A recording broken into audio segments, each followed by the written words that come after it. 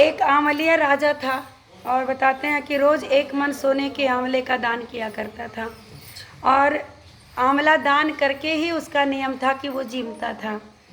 एक दिन उसके बेटे बहुओं ने देखा कि रोज़ इतने आंवले अगर ये दान में करेगा, वो भी सोने के आंवले दान में करेगा, तब तो एक दिन ऐसा आएगा कि हमारा धन खत्म हो जाएगा। और इसीलिए अब इन दोनों बुढ़े बुढ़िए का दान बंद करवा देना चाहिए। बेटा बहू आपस में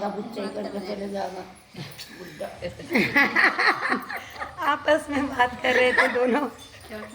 और उसके बाद कहते हैं उनका बेटा आया और राजा से बोला कि आप तो सारा धन लुटा दोगे, इसीलिए आप आंवले का दान बंद कर दीजिए। तब राजा और रानी उजाड़ में जाकर के बैठ गए और आंवले का दान नहीं कर सके, इसीलिए उन्होंने कुछ भी नहीं खाया, क्योंकि नियम था कि जब आंवले का दान कर लेंगे तभी कुछ खाएंगे। आज आंवला दान नहीं कर पाए, इसीलिए कुछ नहीं खाया उन लोगों ने। अब भगवान ने क्या सोचा, भगवान कहते हैं कि अगर हमने इसके सत की लाज नहीं रखी तो दुनिया में कौन मुझे आंवला चढ़ाएगा। आंवला नवमी के दिन आंवला चढ़ाए कोई, इसके लिए हमें इनकी लाज को रखना है। भगवान ने सपने में कहा कि अरे उठो, तुम्हारे पहले जैसी रसोई हो गई और आंवले का वृक्ष भी लग गया है, जितना दान करना है उतना दान करो और उसके बाद जीम लो। अब राजा, अच्छा उजाड़ का मतलब आप लोग समझे, बुढ़ा बुढ़िया घर छोड़ के निकल गए कि भाई जब दान पुण्य नहीं कर सकते तो फिर क्या फायदा। निकल गए और जंगल में जाके बैठ गए। हाँ, पर आप कहीं मत जाना।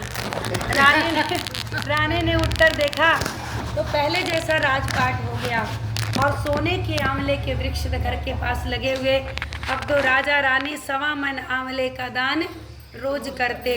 अब पूरे नगर में बात फैल गई, भाई पता नहीं कहाँ से 2 बुढ़े बुढ़िया चल के आए हैं और वो आन के आते ही अच्छा सा महल भी बन गया है और वृक्ष लगा हुआ है, सोने के आंवला उस पर गिरता है और वो सोने का ही आंवला दान करते हैं। अब आसपास के लोगों ने उनका नाम क्या रख दिया, आंवलिया राजा, क्योंकि आंवला दान करते थे। सो तुम, अच्छा इधर बेटा और बहू जो थे धीरे धीरे ये कंगाल हो गए। इनका राजपाट बुढ़ा बुढ़िया गए, इनका राज भी लेके गए, कंगाल हो गए।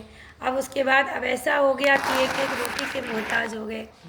तो उसी में कोई आंवलिया राजा का जानने वाला था, इनको बोला कि भैया ऐसा कर, आंवलिया राजा के पास चला जा, वो ऐसे ऐसे 1.25 मन आंवला रोज दान करता है। एक आंवला भी मिल गया तो भी तेरी तो कुछ दिन की, भाई सोने का आंवला मायने रखता है। अब ये दोनों पति और पत्नी बोले चलो वहीं पे चलते हैं, नहीं होगा तो हाथ पैर जोड़ के उनके घर चाकरी कर लेंगे हम लोग। अब जाते हैं और उसके बाद राजा के हाथ पैर जोड़ के बेटा नौकरी करता है और बेटी जो बहू है वो सास के पास आती है और कहती है कि रानी माँ मुझे आप नौकरी पे रख लो। और उसके बाद रानी माँ रख भी लेती हैं, क्योंकि पहचान लेती है कि ये मेरी बहू है। और सास तो इतनी अच्छी हो गई कि अब बहू की पहचान में नहीं आ रही थी। और उसके बाद फिर कहते हैं कि जब उनके घर काम करने लगी, एक दिन क्या हुआ कि जानबूझ के सासू माता ने कहा कि अरे सुन, आज तू नहला दे मुझे। और जब नहलाने लगी तो इधर ये रो रही थी। अब जब रोई तो इसके जो आंसू थे वो सासू माता की पीठ पे जाके गिरे। तो कहा कि क्या बात है, तू रो रही है, कोई दुख है तुझे? बोली ना माँ जी, कोई दुख तो नहीं है, पर ऐसी मेरी सास के पीठ पे मस्सा था, वही देख के मैं रो रही हूँ। जैसे आपकी पीठ पे है, नहला रही थी। हाँ, तो बोली तो रो क्यों रही है, मैं ही तो तेरी सास हूँ। तो चिपट गई, माफ़ी मांगी। और हे आंवला नवमी, जैसे बुढ़िया बुढ़े का उद्धार हुआ वैसे सबका हो, और जैसे बेटा बहू का वैसे किसी ना, सबकी लाज रखना। और इसी के साथ कार्तिक महाराज की